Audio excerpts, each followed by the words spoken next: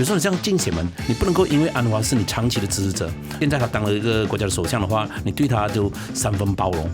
政治拥有权力的人呢，是绝对不能够包容的，无论是谁在做，这个我从过去讲到现在，谁当上了国家掌有公权力、掌有国家的资源的人，这些人你是不能够包容他的。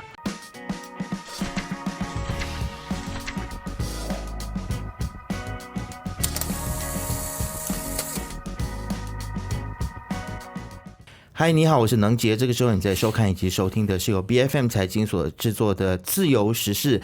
那么在这一集呢，我们要来聊的议题是跟政治制度有关，那就是政治献金法。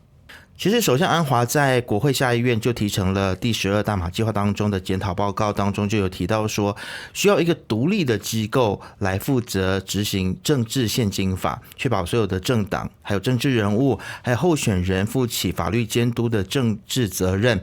其实我们是很乐见这件事情的，因为我相信这个政治献金法呢，是很多的这个选民还有在这个马来西亚的政治当中呢，可以算得上是千呼万唤哦。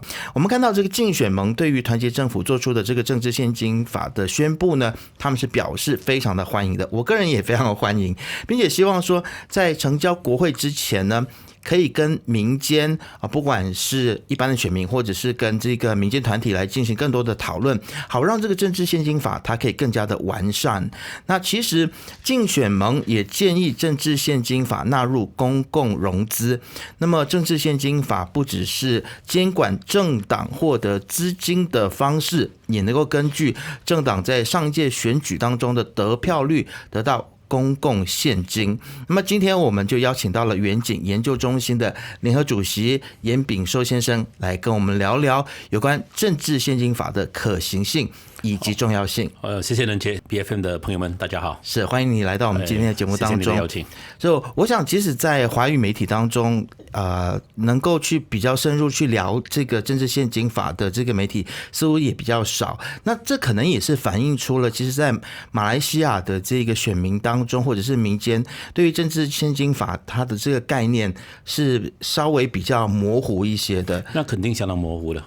当这个以前我在这个国家的政治献金委员会里成立的时候，成为成员，当时呢也拢了好多个各界的，包括来自公民社会，包括现在的国会议员，比如说王赛富、塞萨利呢，当时都在我们这个委员会里头的，就提出了我们这个国家就整个选举制度啊，政党政治的运作，它需要很多的成本。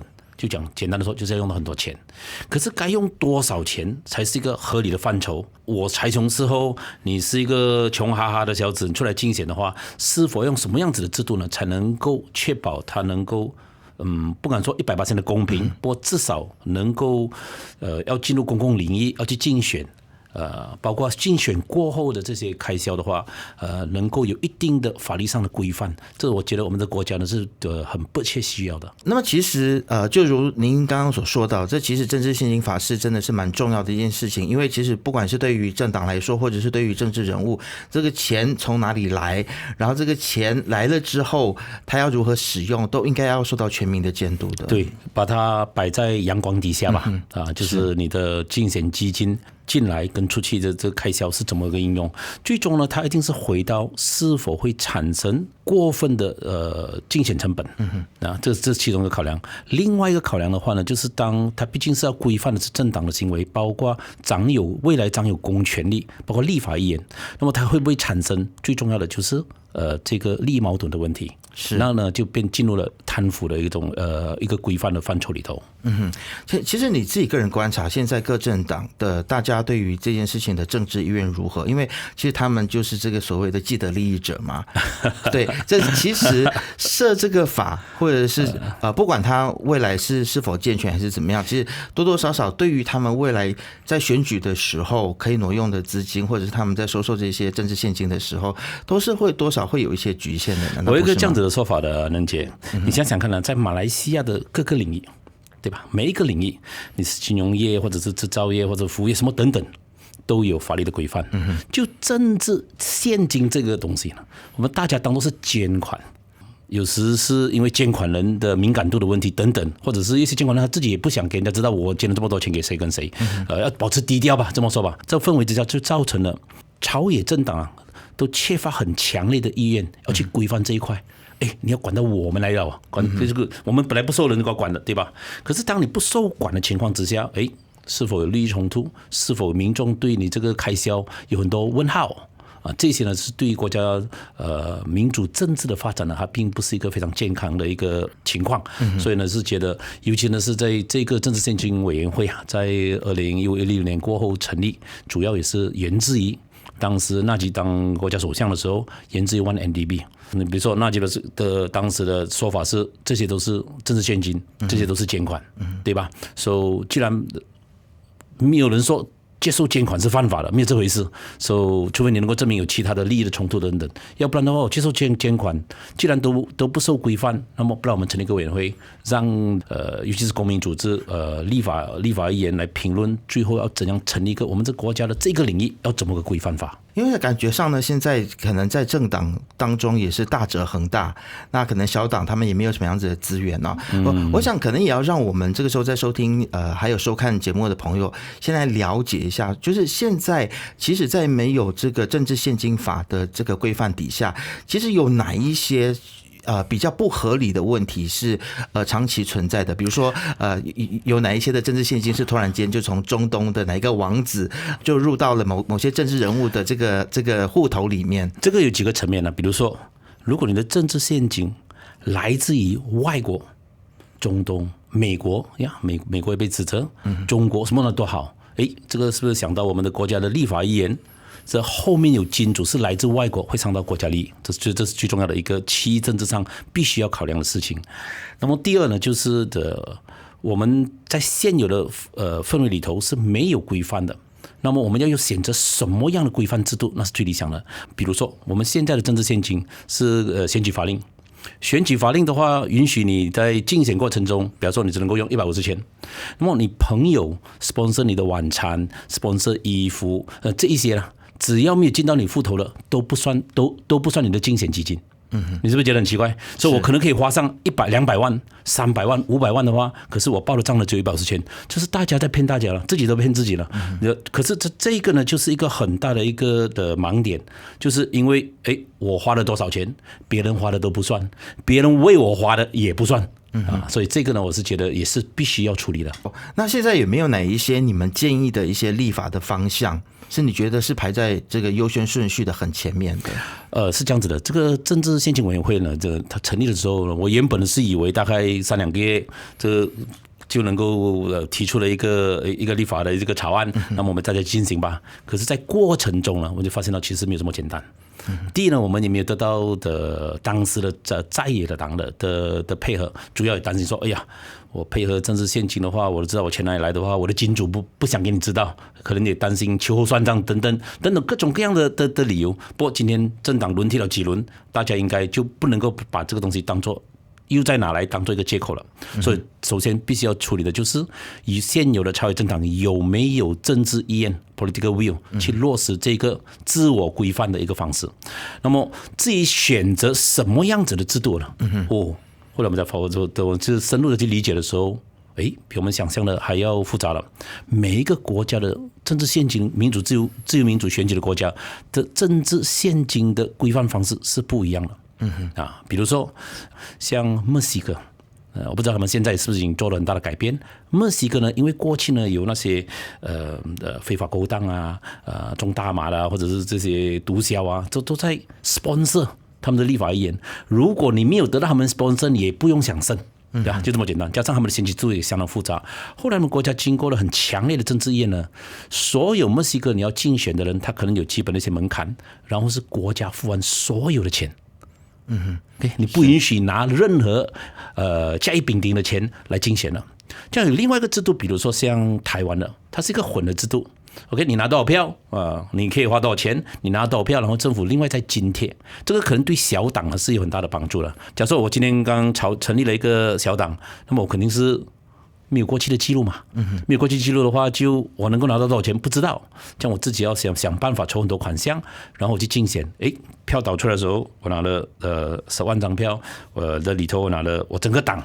全党我拿了整个全国竞选里头，我拿了多少票，我就应该得到多少钱。这个这是台湾的一个制度。不过最后呢，我们的政治献金委员会觉得。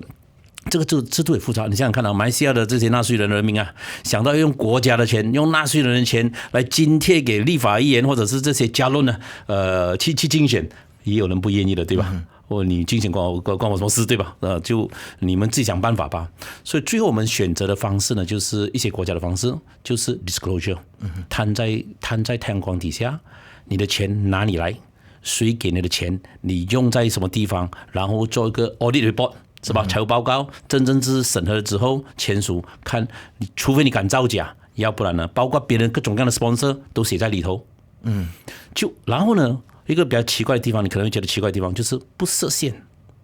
你有本事你敢花500万的话，你厉害，你有办法筹到500万啊，对吧？不过就让选民来做一个比较一个穷哈哈的小子，他只花了5万块，你花了500万，是吧？那么你们自己评估吧，我们要有这个500万的能力的人，还是你要支持这个人？就是让选民来做评估。比如说，当时有一位的，现在也是立法议员呢，他就说，当时他也不是立法议员，他说哦这样子啊，他反而觉得说，如果说一个人要出来竞选，他想做成一个 influencer 有影响力的人，你难道没有办法筹一个10头8万吗？如果你筹一个10头8万出来竞选，都本身是一个问题。加上现在，尤其是现在是自媒体的话，你可能用的钱也不太多，是吧？你没有办法拢很多人对你支持，就没有人会支持你的话，你去竞选干嘛的嘛？你不是凑个热闹是吗？你凑个热闹的话，如果还要国家给你钱，或者是要补贴你，就有人觉得可能就不乐意了，对吧？其实我们要如何去解决这个在政党政治里面资源分配不平均的这样子的一个问题？我们是不是可以从另外一个制度面，比如说就是不管你可以筹到多少钱都好，但是怎么样子用这笔钱也需要去规范。比如说，我们现在每次在选举的时候看到这么多的旗海，那可能小党他可能就没有办法做这么多的印刷品。我们能不能在用钱的这件事情上面，或怎么用这件事情上面去进行规范？你觉得这是可行的方式吗？这个在实际的运作上呢，他一定会面对问题啦。比如说，我是一个很有影响力的人，很多人要希望我成为国会议员，捐款的人多到像排山倒海，像雪花纷飞这样子进来。可是我一角钱也没拿，是吧？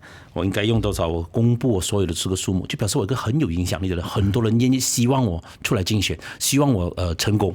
我不敢说他有对错了。我们也曾经想过是不是要 cap 一个数目，当然也是可以的顶笼是100万，比如说一个国会议员的选举，这个可以在一些地方100万也不算多。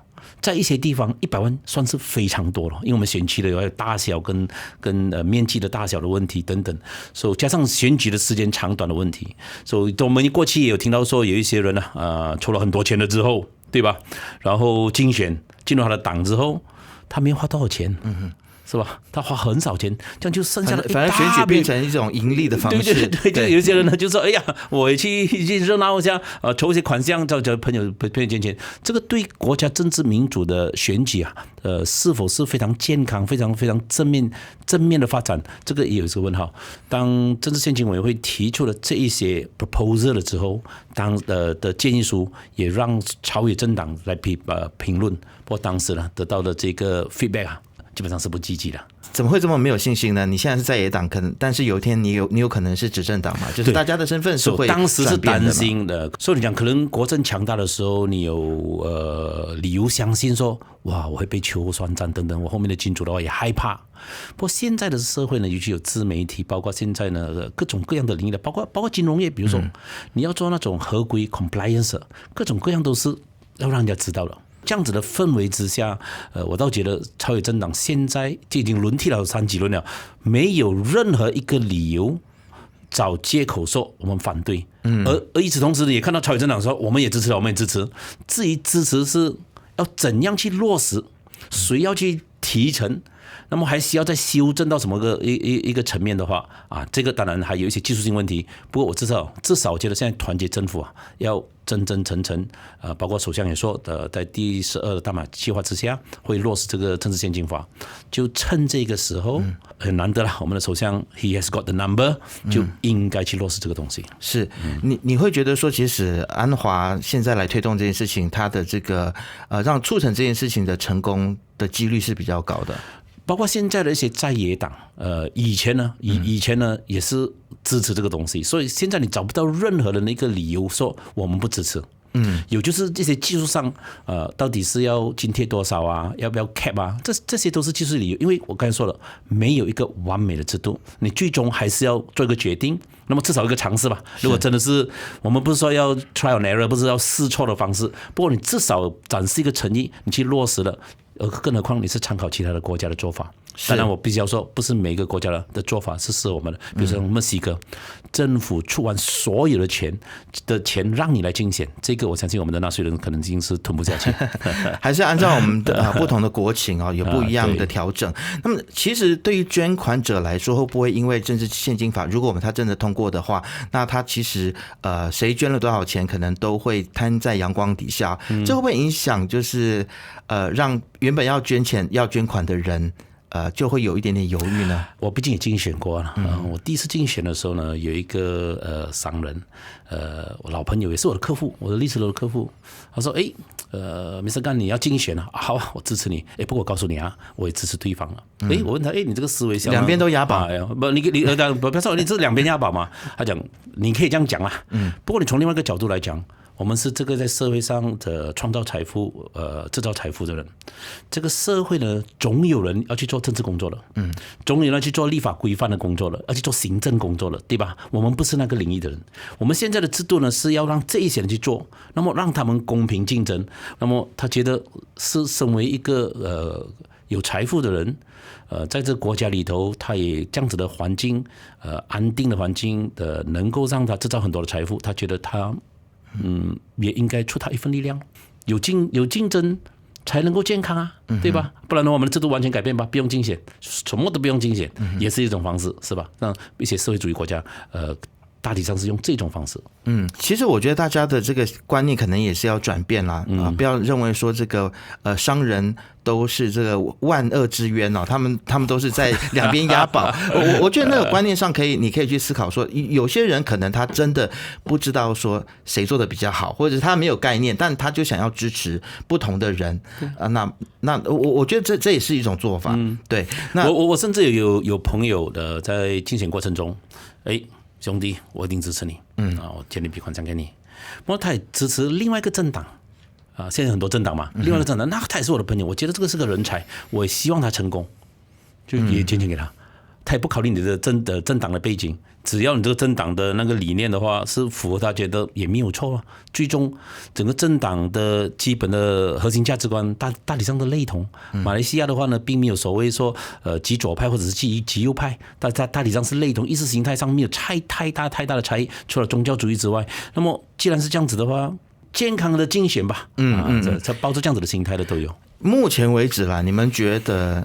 这个阻力来自哪里比较大？我直接问了，就是有没有哪一个联盟或者是哪一个政党是比较不愿意看到这件事情成功？我觉得走到今天这个阶段，没有任何的超越政党的领导人呢，能够有道德上的理由，或者是法律上的理由，或者各种政治操守的理由呢，去反对。OK， 所以也没有人敢公开讲反对了。所以现在大家都蛮有共识的。对，基本上我觉得这共识基本上是存在了的。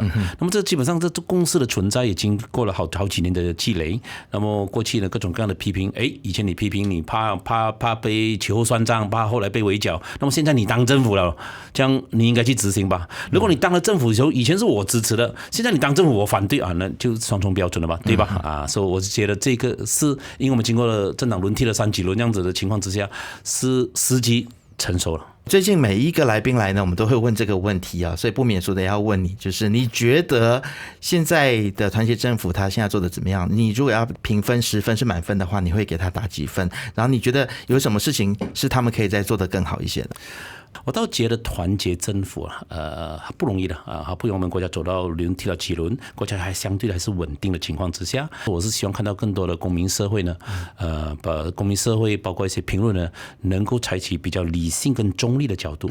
你当一个公民社会的领导层，就选边站的时候，你就乖离了公民社会应该扮演的角色。所以每个人扮演的角色不一样。比如说你像竞选们，你不能够因为安华是你长期的支持者，那么呢，你现在他当了一个国家的首相的话，你对他就3分包容。